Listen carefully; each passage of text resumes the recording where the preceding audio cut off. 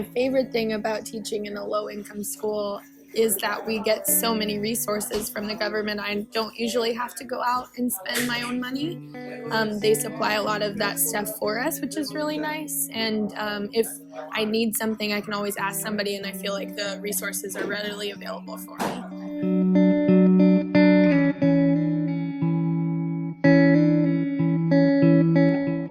I would have to say the most memorable moment was the fact that one of my students, who was orphaned at the age of 12, ended up in jail and started sending me mail from jail, from prison, that he was in for 4.5 years. And I corresponded with him, and I taught him through mail, sent him money for art supplies, and he became an amazing artist. And when he finally got out, he came to the school, brought me flowers, and thanked me for everything I did to make a difference in his life.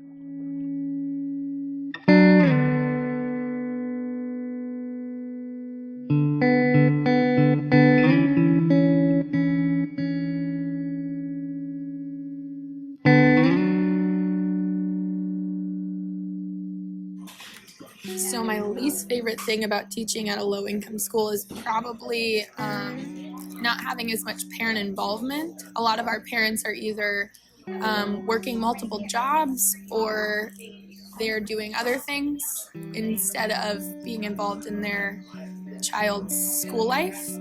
And as a teacher, you kind of start seeing this never-ending cycle of low income where their parents were in a low-income situation and they were unable to better themselves. And so now those parents who are now parents, they're in another low-income situation, and seeing my students get kind of caught in that cycle is pretty difficult to watch.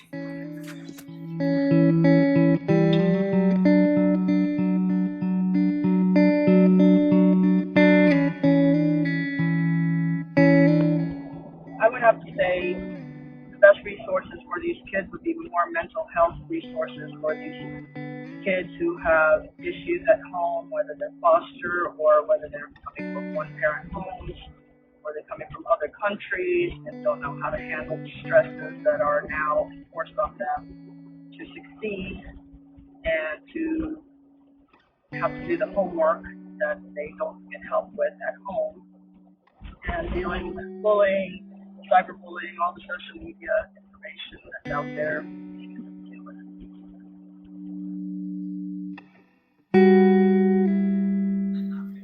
So my most memorable moment this year, I had one of my students struggling with harming herself, and I actually was the one that saw the cuts on her, and I had to report that. And she got pulled out and with a social worker and her parents and the principal to talk about it and come up with a plan.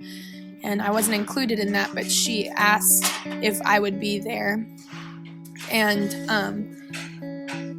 they came up with a plan, and they also asked her who that she would like to kind of check in on her daily, and she asked if I could.